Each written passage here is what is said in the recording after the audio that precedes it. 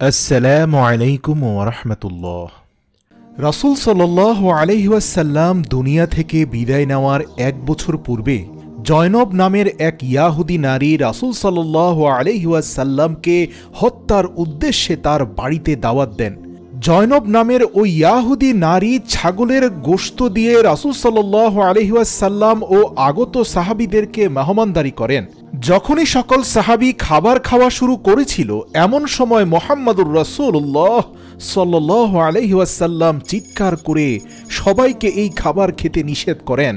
কেননা জিব্রাইল ফেরেশতা রাসূল সাল্লাল্লাহু আলাইহি ওয়াসাল্লামের কাছে একটু পূর্বে এসেই জানিয়ে গিয়েছেন, ইয়া রাসূলুল্লাহ, এই খাবারে বিষ মেশানো রয়েছে, আপনি সতর্ক হয়ে যান। কিন্তু ইতিমধ্যে একজন সাহাবী এক টুকরো গোশত খেয়ে ফেলেন এবং বিষক্রিয়া এত মারাত্মক ছিল যে মাত্র 5 মিনিটের মধ্যেই তিনি ইন্তেকাল করেন। ইন্না লিল্লাহি ওয়া ইন্না ইলাইহি রাজিউন। মুহাম্মদুর রাসূলুল্লাহ সাল্লাল্লাহু আলাইহি ওয়াসাল্লাম সাথে সাথে সেই ইয়াহুদি নারীকে গ্রেপ্তারের নির্দেশ দেন। ওই মহিলা রাসূল সাল্লাল্লাহু আলাইহি ওয়াসাল্লামের কাছে এসে জবাব দেয়, তার স্বামী খায়বারের যুদ্ধে মারা গেছেন এবং তার স্বামীর মৃত্যুর জন্য আপনি মুহাম্মদ দায়ী, নাউযুবিল্লাহ। তাই তিনি মুহাম্মদুর রাসূলুল্লাহ সাল্লাল্লাহু আলাইহি ওয়াসাল্লামকে হত্যা করার জন্য খাবারে বিষ মিশিয়েছেন। ওই মহিলা আরও বলেন, ইয়া মুহাম্মদ, যদি আপনি সত্যি নবী হয়ে থাকেন তাহলে এই প্রকাশ্য দিবালোকে ইয়াহুদি, মুসলমান এবং আপনার সাহাবাদের সামনে আমার মেশানো এক টুকরো গোশত খেয়ে দেখুন তো, যদি বেঁচে থাকেন তাহলে বুঝবো আপনি সত্যি নবী। আপনার কাছে আসা ফেরেশতা বিষ মেশানো মাংস খেতে বাধা দেয় কেন? সে কি এই বিষ মেশানো মাংস খাওয়ার পরেও আপনার খোদা আপনাকে বাঁচিয়ে রাখতে পারবে সেই কথা বলে না? মুহাম্মদুর রাসূলুল্লাহ সাল্লাল্লাহু আলাইহি ওয়াসাল্লাম বাচাল প্রকৃতির এই নারীর মুখের দিকে তাকিয়ে তার কথাগুলো শুনছিলেন। উপস্থিত সকলে রাসূল সাল্লাল্লাহু আলাইহি ওয়াসাল্লামের দিকে তাকিয়ে রয়েছে। সেই মহিলা প্রচণ্ড ক্রোধে ফেটে যাচ্ছিলেন এবং বারবার বলছিলেন, হে মুহাম্মদ, আপনি ওই বিষ মেশানো এক টুকরো মাংস খান, যা খেয়ে ইতিমধ্যে আপনার সাহাবী মৃত্যুবরণ করেছেন। দেখি আপনি সেটা খাওয়ার পরেও বেঁচে থাকেন কিনা। অতঃপর রাসূল সাল্লাল্লাহু আলাইহি ওয়াসাল্লাম জয়নব নামের সেই মহিলার দিকে লক্ষ্য করে বললেন, হে নারী, তুমি তোমার ক্রোধ সংবরণ করো, ইনশাআল্লাহ তোমার আশা পূর্ণ হবে না। অবশ্যই আল্লাহ রাব্বুল আলামিন চাইলে আমাকে এই বিষযুক্ত মাংস খাওয়ার পরেও বাঁচিয়ে রাখতে পারেন, আবার তিনি চাইলে আমাকে এই বিষযুক্ত মাংস খাওয়ার পরে মৃত্যু দিতে পারেন, আবার তিনি চাইলে এই বিষযুক্ত মাংস খাওয়া থেকে আমাকে বিরত রাখতে পারেন। এর প্রত্যেকটি রব্বুল আলামিনের কৃপা। তুমি যখন নবী মুহাম্মদের রিসালাত নিয়ে প্রশ্ন তুলেছ, তাহলে আমি অবশ্যই এই বিষযুক্ত খাবার খেয়েও বেঁচে থাকব, কেননা আমি নবী মুহাম্মদ সত্য না মিথ্যা তা আমার বক্তব্য নয়, তা রব্বে কারিম, আসমান জমিনের সৃষ্টিকর্তা, তোমার আমার রিজিকদাতা আল্লাহ তাআলার বাণী। এই বলে মুহাম্মদুর রাসূলুল্লাহ সাল্লাল্লাহু আলাইহি ওয়াসাল্লাম কিছুক্ষণ আগে ইন্তেকাল করা সাহাবীর থেকেও বেশি পরিমাণ মাংস ভক্ষণ করলেন এবং বিষযুক্ত খাবার খাওয়ার পরেও তিনি সেখানে দীর্ঘ 10-15 মিনিট অপেক্ষা করলেন এবং রাসূল সাল্লাল্লাহু আলাইহি ওয়াসাল্লামের কিছুই হলো না। জয়নব কাঁপতে কাঁপতে মাটিতে পড়ে যায় এবং মুহাম্মদুর রাসূলুল্লাহ সাল্লাল্লাহু আলাইহি ওয়াসাল্লামের কাছে ক্ষমা চায়। তার ক্রোধ স্তমিত হয়ে যায়। আল্লাহ রাসূল সাল্লাল্লাহু আলাইহি ওয়াসাল্লাম বলেন, তুমি আমার উপর মারাত্মক ক্রোধান্বিত রয়েছ। আমি রব্বুল আলামিনের কাছে তোমার জন্য দোয়া করব, তিনি যেন তোমাকে হেদায়েতের পথে পরিচালিত করেন। আর তুমি আমার কাছে ক্ষমা চাইছো, তুমি আমার কাছে ক্ষমা চাওয়ার পূর্বেই আমি তোমাকে ক্ষমা করে দিয়েছি, কেননা আল্লাহর বান্দাদের সাথে আমার কোনো ব্যক্তিগত ক্রোধ নেই। যুদ্ধের ময়দানে তোমার স্বামী মৃত্যুবরণ করে থাকলে তার জন্য তুমি আমাকে দায়ী করো না। আদর্শের লড়াইয়ে তোমার স্বামী অন্যায়ের পক্ষে ছিল। এই কথা শুনে জয়নব নামের নারী ভেবেছিল আল্লাহর রাসূল সাল্লাল্লাহু আলাইহি ওয়াসাল্লাম পরিপূর্ণরূপে তাকে মুক্ত করে দিচ্ছেন। কিন্তু কিছুক্ষণ পর রাসূল সাল্লাল্লাহু আলাইহি ওয়াসাল্লাম তাকে বললেন, আমার খাবারে বিষ মেশানোর জন্য আমি তোমাকে ক্ষমা করে দিচ্ছি, এমনকি আমাকে বিষযুক্ত খাবার খাওয়াতে বাধ্য করার জন্য আমি তোমাকে ক্ষমা করে দিচ্ছি। কিন্তু ইতিমধ্যে তোমার বিষযুক্ত খাবারে একজন সাহাবী ইন্তেকাল করেছেন, যেটা অন্যায়ভাবে হত্যাকাণ্ডের শামিল। এজন্য রাষ্ট্রীয় আইন অনুযায়ী তোমাকে মৃত্যুদণ্ড দেওয়া হলো। প্রিয় দর্শক, আপনাদের জানার উদ্দেশ্যে জানিয়ে রাখি, ইসলামের ইতিহাসে খায়বার নামের একটি যুদ্ধ সংগঠিত হয়েছিল। খায়বারের লোকেরা একটু দস্যু প্রকৃতির ছিল। মুসলিমরা সুন্দরভাবে ব্যবসা বাণিজ্য করে তাদের টাকা পয়সা নিয়ে আসার পথে এই দস্যু বাহিনী মুসলমানদের উপর হামলা করে বহু মুসলমানদেরকে হত্যা করে। এবং এখানেই ক্ষান্ত হয়নি, মদিনায় আকস্মিক হামলা করে তারা মদিনায় লুটপাট করে, ওট নিয়ে যায় এবং একজন মুসলিম নারীকে ধর্ষণ করে অপহরণ করে নিয়ে যায়। খায়বারের সাথে মুসলিমদের সম্পর্ক সেখান থেকেই খারাপ হয়, আর এই আদর্শিক লড়াই সেখান থেকে শুরু হয়েছিল। এই যুদ্ধে খায়বারের ইয়াহুদি সম্প্রদায়ের পরাজয় ঘটে। আল্লাহ রাসূল সাল্লাল্লাহু আলাইহি সাল্লাম ইমিডিয়েট অ্যাকশন নেন যাতে খায়বারের দস্যু লোকেরা খুব বেশি বাড়তে না পারে। আর ওই যুদ্ধে দস্যু বাহিনীর পক্ষে জয়নব নামের এক ইয়াহুদি নারীর স্বামী মৃত্যুবরণ করে। যাই হোক, অনেক ইতিহাসবিদগণ ধারণা করেন জয়নব নামের ওই মহিলার দেওয়া বিষযুক্ত মাংস খেয়ে রাসূল সাল্লাল্লাহু আলাইহি সাল্লাম শহীদ হয়েছেন। নাউযুবিল্লাহ, এই তথ্যটি সঠিক নয়। একটা বিষের ক্রিয়া প্রক্রিয়া বর্তমান বিজ্ঞান দ্বারা প্রমাণিত যে সেটা সর্বোচ্চ 24 থেকে 48 ঘন্টার মধ্যেই মানুষের দফা রফা করে ছাড়ে, কিন্তু আল্লাহ রাসূল সাল্লাল্লাহু আলাইহি সাল্লাম সেই নারীর ঘরে বিষযুক্ত মাংস খাওয়ার পরে দীর্ঘ 1 বছর বেঁচে ছিলেন। আলহামদুলিল্লাহ, আল্লাহু আকবার। তো যাই হোক প্রিয় দর্শক, আজকের এই ভিডিওতে রাসূল সাল্লাল্লাহু আলাইহি সাল্লামের মৃত্যু নিয়ে সকল তথ্য আপনাদেরকে জানাতে যাচ্ছি। এটা সত্য যে রাসূল সাল্লাল্লাহু আলাইহি সাল্লাম ইন্তেকালের পূর্বে দীর্ঘ কয়েকদিন জ্বরে আক্রান্ত ছিলেন। এ সময় অসুস্থতার ঘোরে তিনি একদিন বলেছিলেন, খায়বারের সেই নারীর বিষযুক্ত মাংস খাওয়ার মতো ব্যথা আমি অনুভব করছি, যেন সেই বিষের প্রভাব আমার শরীরে বিদ্যমান। এটা রাসূল সাল্লাল্লাহু আলাইহি সাল্লাম ইন্তেকালের পূর্বে মারাত্মক জ্বর এবং শারীরিক অসুস্থতার প্রকোপ বর্ণনা করতে তিনি বুঝিয়েছিলেন। ইতিহাস বলে রাসূল সাল্লাল্লাহু আলাইহি সাল্লাম ইন্তেকালের পূর্বে হযরত জিবরাইল আলাইহিস সালাম নবী করিম সাল্লাল্লাহু আলাইহি সাল্লামকে সমগ্র কোরআন শরীফ 2 বার পাঠ করে শোনালেন। নবী সাল্লাল্লাহু আলাইহি সাল্লাম বিদায় হজের ভাষণে বলেছিলেন, আমি জানি না, সম্ভবত এ বছরের পর এই জায়গায় তোমাদের সাথে আমি আর কখনো মিলিত হতে পারবো না। মাকামে ইব্রাহিমের কাছে তিনি প্রিয় সাহাবীদের কাছে ডেকে বলেন, আসো, আমার কাছে আসো, আমার কাছ থেকে হজের নিয়মাবলী শিখে নাও, কেননা আমি এ বছরের পর সম্ভবত আর কখনো হজ করতে পারবো না। আইয়ামে তাশরিকের মাঝামাঝি অর্থাৎ 10, 11, 12 জিলহজের সময় সূরা নাসর নাজিল হয়েছিল। আর সূরা নাসরের বাণীগুলো ছিল এমন যে, হে রাসূল, আপনি আপনার দায়িত্ব পালন করেছেন, সুতরাং এখন আপনার সময় ঘনিয়ে এসেছে। এরপর তিনি বুঝে ফেলেছিলেন যে এবার দুনিয়া থেকে তার বিদায় নেবার পালা। এ সূরা নাজিল হওয়ার মানে হচ্ছে রাসূল সাল্লাল্লাহু আলাইহি সাল্লামের ইন্তেকালের একটি আগাম সংবাদ। 11 হিজরির সফর মাসের শুরুতে নবী সাল্লাল্লাহু আলাইহি সাল্লাম উহুদ প্রান্তরে গমন করেন। সেখানে শহীদদের জন্য তিনি এমনভাবে দোয়া করলেন যেন জীবিতরা মৃতদের কাছ থেকে বিদায় গ্রহণ করছে। এরপর তিনি মসজিদে নববীর মিম্বারের উপর বসে বললেন, আমি তোমাদের সাক্ষী করছি, আল্লাহর শপথ, আমি আমার সামনে হাউজে কাউসার দেখতে পাচ্ছি। এরপর রাসূল সাল্লাল্লাহু আলাইহি ওয়াসাল্লাম বললেন, আল্লাহ তার এক বান্দাকে দুনিয়ার সব সুখ সম্পদ দান করতে চাইলেন, কিন্তু সে তা ত্যাগ করে আল্লাহকে গ্রহণ করল।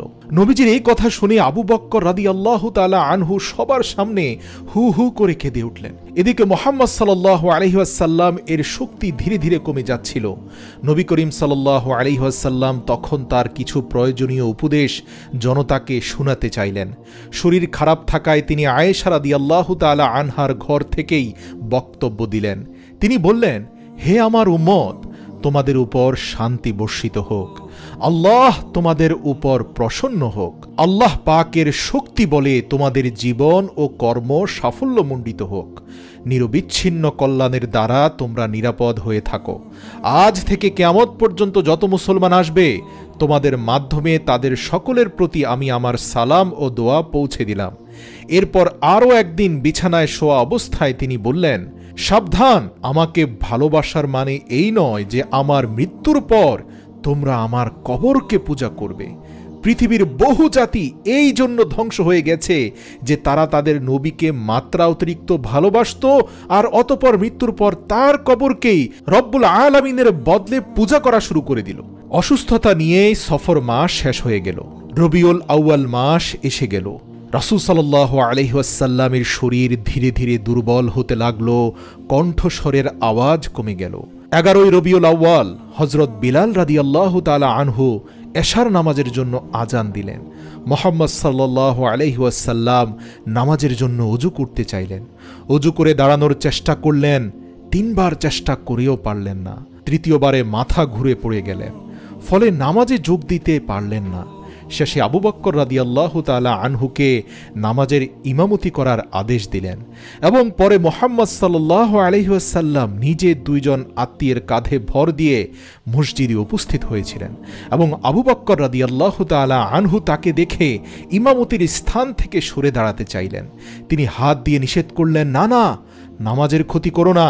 আবু বকর রাদিয়াল্লাহু তাআলা আনহুর একটু পাশেই বসেই তিনি নামাজ আদায় করলেন।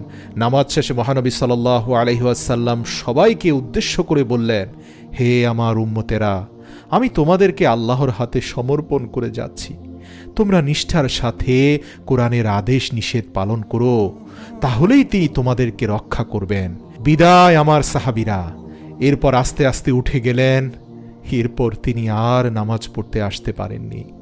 সেদিন রাতটি মুহাম্মদ সাল্লাল্লাহু আলাইহি ওয়াসাল্লামের খুব কষ্টে কাটল। ঠিক এই সময় তার মনে পড়ে যে তিনি আয়েশা রাদিয়াল্লাহু তাআলা আনহার কাছে 60টি স্বর্ণ মুদ্রা রেখেছিলেন। তিনি সেগুলো আয়েশাকে দান করে দেওয়ার হুকুম করেন। এই কথা বলেই মুহাম্মদ সাল্লাল্লাহু আলাইহি ওয়াসাল্লাম অজ্ঞান হয়ে যান। তিনি অজ্ঞান হয়ে গেলে সবাই তাকে নিয়ে ব্যস্ত হয়ে পড়েন। তার নির্দেশের কথা তখন কার কি মনে থাকে। এরপর যখন তার জ্ঞান ফিরে আসে তখন তিনি 60টি স্বর্ণমুদ্রার কথা মনে করেন এবং সেগুলো হাতে নিয়ে সবার উদ্দেশ্যে বলেন, এগুলো নিজের কাছে রেখে আমি মুহাম্মদ যদি নিজ প্রভুর সাথে দেখা করি তবে কি আমার প্রতি আমার প্রভুর আস্থা থাকতে পারে? এই কথা বলে তিনি সেগুলো দান করে দেন। এরপর চলে আসে 12ই রবিউল আউয়াল সোমবার।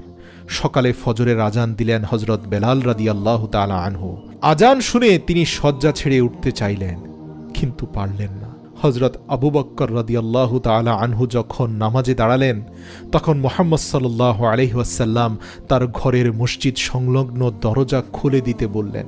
সেই ফাঁকা দিয়ে তিনি মসজিদে মুসল্লিদের নামাজ পড়া দেখলেন।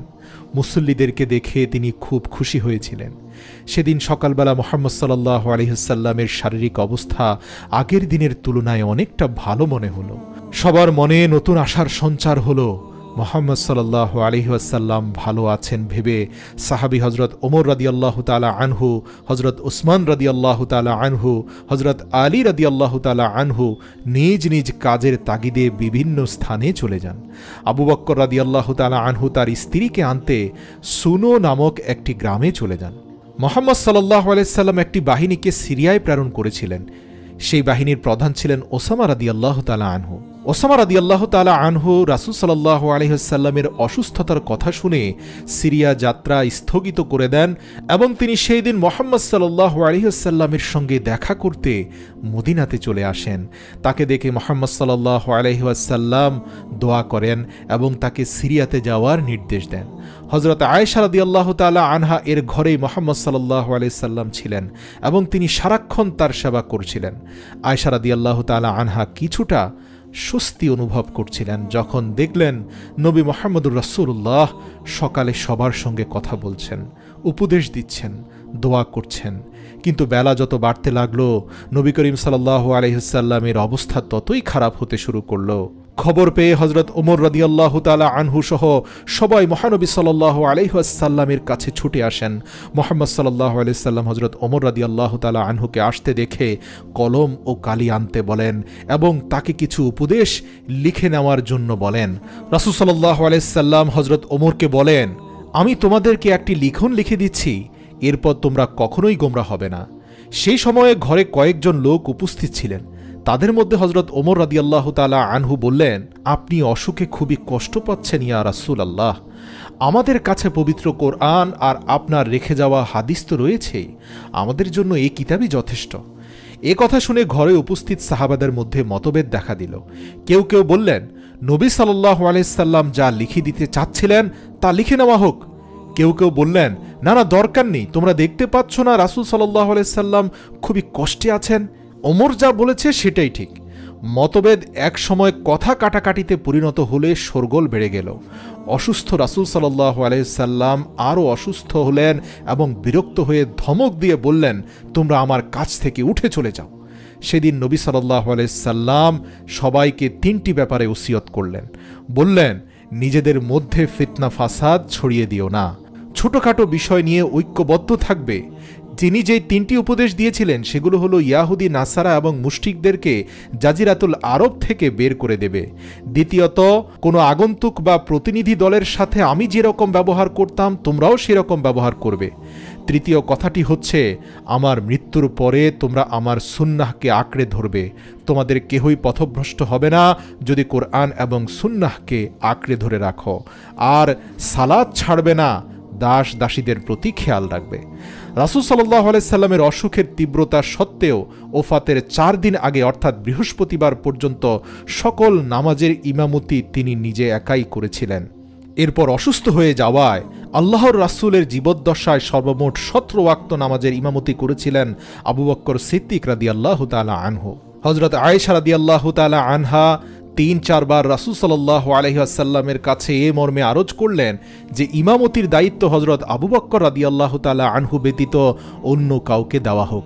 তিনি ভাবছিলেন লোকেরা হযরত আবু বকর সিদ্দিক রাদিয়াল্লাহু তাআলা আনহুর ব্যাপারে মন্দ ধারণা যেন পোষণ না করে বসে।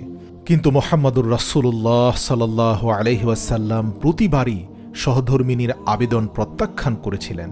ইন্তেকালের দিন সকালবেলা হযরত আয়েশা রাদিয়াল্লাহু তাআলা আনহার ভাই হযরত আব্দুর রহমান রাদিয়াল্লাহু তাআলা আনহার একটি মেসওয়াক নিয়ে ঘরে প্রবেশ করলেন। মুহাম্মদ সাল্লাল্লাহু আলাইহি ওয়াসাল্লাম তখন তার মেসওয়াকের দিকে তাকিয়ে রইলেন। আয়েশা রাদিয়াল্লাহু তাআলা আনহা বুঝতে পেরে জিজ্ঞেস করলেন, ইয়া রাসূলুল্লাহ, আপনি কি মেসওয়াক নিবেন?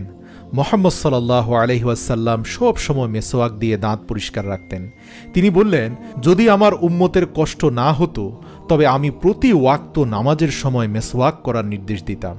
আয়েশা রাদিয়াল্লাহু তাআলা আনহা তার ভাই আব্দুর রহমানের দিকে তাকিয়ে বলল, প্রিয় ভাই, তোমার হাতের মেসওয়াকটি রাসূল সাল্লাল্লাহু আলাইহি সাল্লামের কাছে দাও। তিনি সেটা দাঁত দিয়ে কামড়ে নরম করতে পারলেন না দেখে আয়েশা রাদিয়াল্লাহু তাআলা আনহু তখন মুহাম্মদ সাল্লাল্লাহু আলাইহি সাল্লামকে বললেন, ইয়া রাসূলুল্লাহ, আমি মেসওয়াকের অপর পাশটি চিবিয়ে নরম করে দেই। মুহাম্মদ সাল্লাল্লাহু আলাইহি সাল্লাম সম্মতি জানালেন। মুচকি হেসে আয়েশা রাদিয়াল্লাহু তাআলা আনহা সেটা চিবিয়ে নরম করে দিলেন। আয়েশা রাদিয়াল্লাহু তাআলা আনহা মুহাম্মদ সাল্লাল্লাহু আলাইহি সাল্লামকে ধীরে ধীরে দাঁত পরিষ্কার করতে সাহায্য করলেন। এর কিছুক্ষণ পরই শেষ নবী সাল্লাল্লাহু আলাইহি ওয়াসাল্লাম এর অস্থিরতা মারাত্মক বৃদ্ধি পায়। আয়েশা রাদিয়াল্লাহু তাআলা আনহা তার হাত পানিতে ভিজিয়ে সেই হাত দিয়ে শেষ নবী সাল্লাল্লাহু আলাইহি ওয়াসাল্লামের মুখমণ্ডল মালিশ করেন এবং আলতোভাবে তার হাত দিয়ে নবী করিম সাল্লাল্লাহু আলাইহি ওয়াসাল্লামের হাত বোলাতে থাকেন। তখন মুহাম্মদ সাল্লাল্লাহু আলাইহি ওয়াসাল্লাম আয়েশা রাদিয়াল্লাহু তাআলা আনহাকে তার হাত সরিয়ে নিতে বললেন। তিনি হাত সরিয়ে নেন। এরপর শেষ নবী বললেন, হে আল্লাহ, আপনি যাদেরকে পুরস্কৃত করেছেন তাদের সাথে নবী, সিদ্দিক এবং শহীদ ও সৎ ব্যক্তিদের সাথে আমাকেও শামিল করে নিন। হে আল্লাহ, আমাকে ক্ষমা করুন, রহম করুন এবং সুমহান বন্ধুর সঙ্গে মিলিয়ে দিন। এই শেষ বাক্যটি তিনি 3 বার বলেছেন। এভাবেই রাসূল সাল্লাল্লাহু আলাইহি ওয়াসাল্লাম ইহজগৎ ত্যাগ করে পরলোক গমন করেন। ইন্না লিল্লাহি ওয়া ইন্না ইলাইহি রাজিউন। এই পৃথিবীর সবচেয়ে সম্মানিত, দুনিয়ার শুরু থেকে শেষ পর্যন্ত পৃথিবীর বুকে আসা সকল মানুষের মধ্যে সর্বশ্রেষ্ঠ মানুষ ইমামুল মুরসালিন, খাতামুন নাবিয়িন মুহাম্মদুর রাসূলুল্লাহ সাল্লাল্লাহু আলাইহি ওয়াসাল্লাম ঠিক এভাবেই এ কথাগুলো বলেই দুনিয়া থেকে বিদায় নিয়েছেন। একটু চিন্তা করুন, কি মর্মান্তিক দৃশ্য। হযরত আয়েশা রাদিয়াল্লাহু তাআলা আনহার কক্ষে আল্লাহর সৃষ্টির সেরা মহান ব্যক্তি চিরনিদ্রায় শায়িত আছেন, আর এদিকে খেলাফতের ব্যাপারে মুসলমানদের মধ্যে শুরু হয়ে যায় মারাত্মক মত পার্থক্য। সাফিকায়ে বনি সাইদা নামে এক ব্যক্তি নিজেকে খলিফা দাবি করে বসে এবং পরে মারাত্মক ঝামেলা পাকিয়ে বসলে আল্লাহর রাসূল সাল্লাল্লাহু আলাইহি ওয়াসাল্লামের নিথর দেহকে সামনে রেখেই প্রিয় নবীর সবচেয়ে প্রিয় বন্ধু শ্রেষ্ঠ সাহাবী আবু বকর রাদিয়াল্লাহু তাআলা আনহুকে খেলাফতের দায়িত্ব দেয় সকল সাহাবী। আর এভাবেই আনুগত্যের মাধ্যমে পরিসমাপ্তি ঘটে ফিতনার। এদিকে নবী করিম সাল্লাল্লাহু আলাইহি ওয়াসাল্লামের দেহ যে খাটে তিনি ইন্তেকাল করেছেন সেখানেই ছিল মহানবী সাল্লাল্লাহু আলাইহি সাল্লামের পবিত্র দেহ মোবারকের আশপাশে তার শোকার্ত পরিবার পরিজনেরা বসেছিল। হযরত আবু বকর রাদিয়াল্লাহু তাআলা আনহু খলিফা নির্বাচিত হওয়ায় সাহাবীরা দাফন কাফনের জন্য এগিয়ে আসেন এবং খলিফার কাছ থেকে পরামর্শ চান। নবী করিম সাল্লাল্লাহু আলাইহি সাল্লামকে দাফনের ব্যাপারে মানুষের মধ্যে আবার মতো পার্থক্য দেখা দেয়। মুহাজিরদের একদল বলেন নবী সাল্লাল্লাহু আলাইহি সাল্লামকে মক্কায় নিয়ে দাফন করতে হবে, কারণ পবিত্র মক্কা নগরী নবীজি সাল্লাল্লাহু আলাইহি ওয়াসাল্লামের জন্মভূমি। আবার কেউ কেউ বাইতুল মুকাদ্দাস নিয়ে দাফন করার পরামর্শ দেন।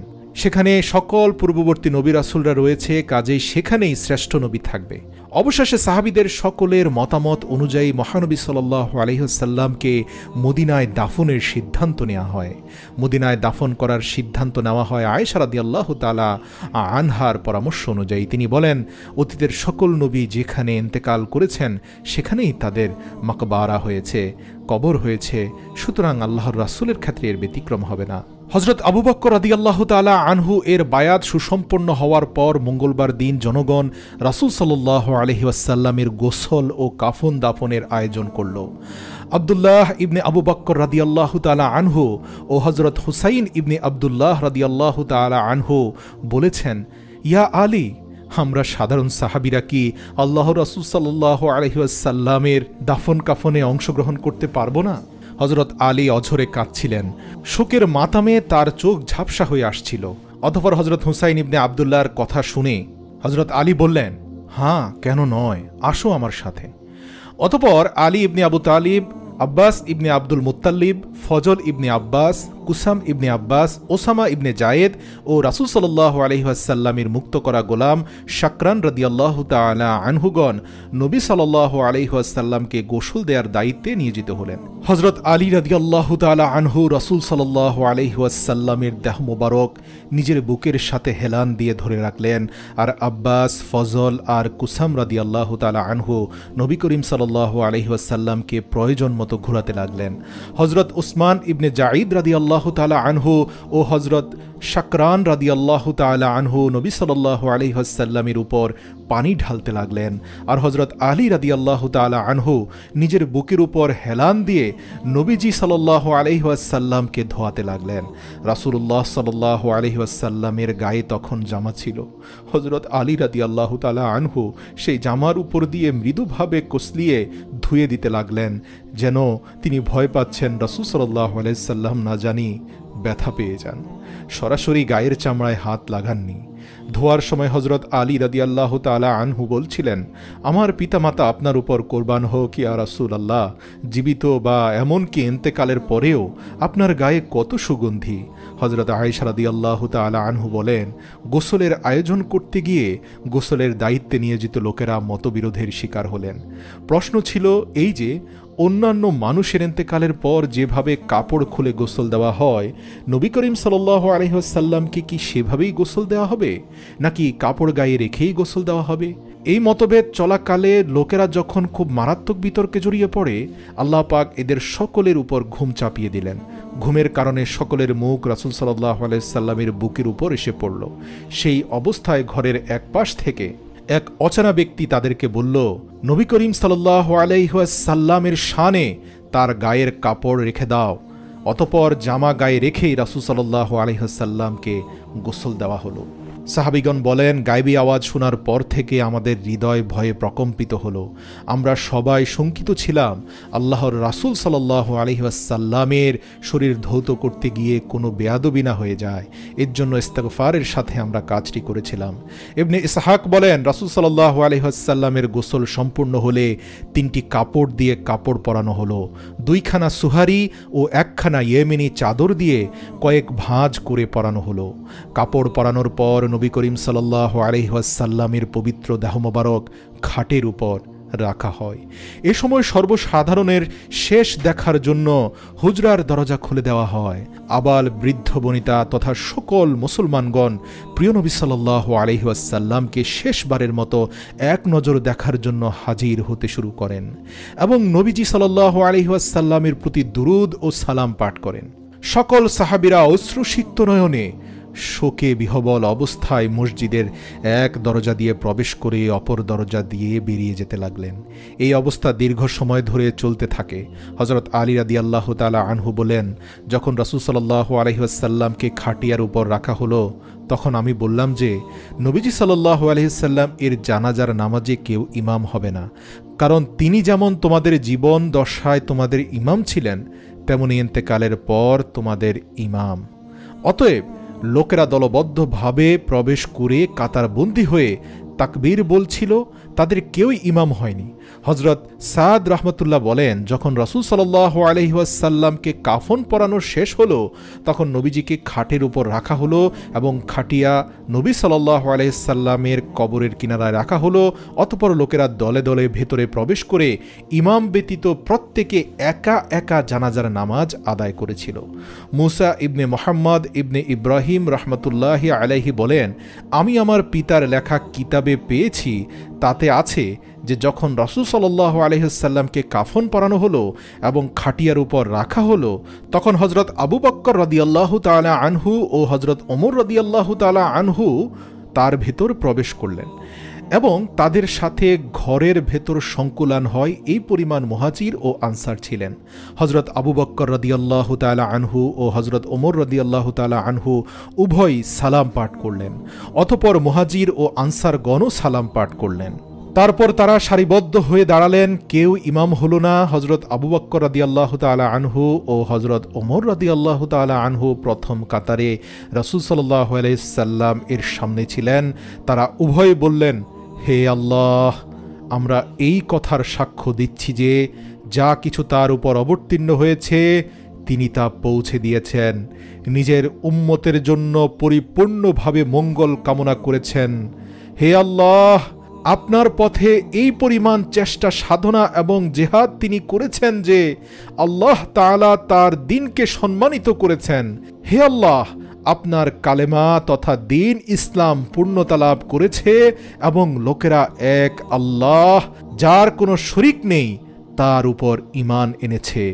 হে আমাদের মাবুদ, আমাদেরকে ওই সমস্ত লোকদের অন্তর্ভুক্ত করুন যারা তার উপর যা কিছু অবতীর্ণ হয়েছে তার অনুসরণ করে, আর আমাদেরকে আখেরাতে তার সাথে মিলিত করুন এবং তার সাথে আমাদের পরিচয় করিয়ে দিন এবং আমাদের সাথে তারও পরিচয় করিয়ে দিন, কেননা তিনি মুমিনদের জন্য খুবই দয়াবান ও মেহেরবান ছিলেন। আমরা দুনিয়াতে তার উপর ঈমানের কোনো বিনিময় চাই না, আর না কোনো কিছুর বিনিময়ে আমরা এই ঈমানকে বিক্রি করব। উপস্থিত লোকেরা তাদের দোয়ার উপর আমিন আমিন বলছিল। এভাবে সবাই দোয়া করতে করতে কান্নায় ভেঙে পড়ল। এভাবে একদল বের হওয়ার পর আরেক দল ভেতরে প্রবেশ করছিল। পুরুষদের নামাজ শেষ হলে মহিলারা পড়ল এবং তাদের পর নাবালক বাচ্চারা পড়ল। তখনকার সময়ে আরবে কবর খননের দুটি পদ্ধতি ছিল। একটা ছিল মক্কাবাসীদের পদ্ধতি, তারা সিন্ধুকে কবর খনন করত। অপর পদ্ধতিটি ছিল মদিনাবাসীদের, তাদের খনন করার পদ্ধতি ছিল মদিনা পদ্ধতি, মানে হচ্ছে খননের পর মৃত এর ডান পাশ দিয়ে ভেতরে খোদাই করা। তো সে সময় মদিনায় দু ব্যক্তি কবর খননে পারদর্শী ছিলেন। তাদের একজন ছিলেন হযরত আবু উবাইদা ইবনে জাররাহ রাদিয়াল্লাহু তাআলা আনহু, তিনি মক্কাবাসীদের পদ্ধতি অনুযায়ী সিন্ধুকি কবর খনন করতেন। অপরজন ছিলেন হযরত আবু তালহা জায়েদ ইবনে শাহল রাদিয়াল্লাহু তাআলা আনহু, তিনি মদিনাবাসীদের পদ্ধতিতে কবর খনন করতেন। রাসূল সাল্লাল্লাহু আলাইহি সাল্লাম এর কবর খনন নিয়ে সাহাবীদের মধ্যে মতপার্থক্য দেখা দেয়। একদল ভৌগোলিক অবস্থানের পক্ষে যুক্তি দেয়, অপর দল সিন্ধুকি কবর খননের পক্ষপাতী ছিলেন। তখন হযরত ওমর রাদিয়াল্লাহু তাআলা আনহু বললেন, এ নিয়ে মতপার্থক্য ঠিক নয়, উভয়ের নিকট লোক পাঠানো হোক, যিনি আগে আসবেন তিনি তার পদ্ধতিতে কবর খনন করবেন। এই সকল তুচ্ছ বিষয় নিয়ে মতভেদ করা রাসূল সাল্লাল্লাহু আলাইহি সাল্লামের সুন্নাহ বিরোধী কাজ। সুতরাং হযরত আব্বাস রাদিয়াল্লাহু তাআলা আনহু তাদের উভয়ের নিকট লোক পাঠালেন। ঘটনাচক্রে হযরত আবু উবাইদা ইবনে জাররাহ রাদিয়াল্লাহু তাআলা আনহু বাসায় ছিলেন না। হযরত আবু তালহা জায়েদ ইবনে সাহল রাদিয়াল্লাহু তাআলা আনহু আসলেন এবং তিনি মদিনার প্রথা অনুযায়ী কবর খনন করলেন। রাসূল সাল্লাল্লাহু আলাইহি সাল্লামকে শেষবারের মতো দেখতে দর্শনার্থীদের আগমন শেষ হতে মধ্যরাত হয়ে যায়। এরপর পরিবারের লোকেরা রাসূল সাল্লাল্লাহু আলাইহি ওয়াসাল্লামকে দাফন করার উদ্যোগ গ্রহণ করেন। নবী করিম সাল্লাল্লাহু আলাইহি ওয়াসাল্লাম যে কম্বল ব্যবহার করতেন, হযরত সাকরান রাদিয়াল্লাহু তাআলা আনহু সেটি কবরে বিছিয়ে দিয়েছিলেন। এমন সময় তিনি বললেন, আপনার পরে এই কম্বল আর কাউকে ব্যবহার করতে দেয়া হবে না। পরিবারের যে কয়েকজন ভাগ্যবান সদস্য নবী করিম সাল্লাল্লাহু আলাইহি ওয়াসাল্লামকে গোসল করানোর সুযোগ লাভ করেছিল, তারাই নবী করিম সাল্লাল্লাহু আলাইহি ওয়াসাল্লামের পবিত্র দেহ মোবারক কবরে নামিয়েছিলেন। পবিত্র দেহ মোবারক কবরে রাখার পর কাঁচা ইট দ্বারা ঢেকে দেওয়া হয়। এরপর মাটি দ্বারা কবর তৈরি করা হয়। হযরত আয়েশা রাদিয়াল্লাহু তাআলা আনহা ও হযরত ফাতেমা রাদিয়াল্লাহু তাআলা আনহা বলেন, মধ্যরাতে কোদালের আওয়াজ শুনে আমরা বুঝতে পারলাম রাসূল সাল্লাল্লাহু আলাইহি ওয়াসাল্লামকে দাফন করা হয়েছে। ইন্তেকালের দুদিন পর 14 রবিউল আউয়াল বুধবার 11 হিজরি মোতাবেক নবী করিম সাল্লাল্লাহু আলাইহি ওয়াসাল্লামের দাফন পূর্ণ হয়।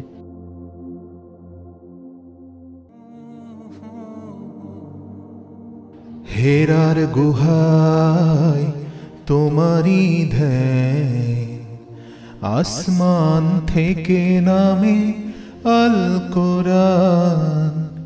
হেরার গুহায় তোমারি ধ্যান, আসমান থেকে নামে আল কোরআন।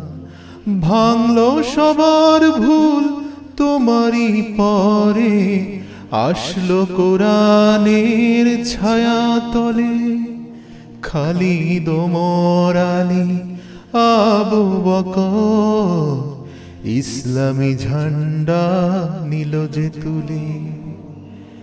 হে রাসূল তোমাকে ভুলি আমি কেমন করে, হে রাসূল তোমাকে ভুলি আমি কেমন করি।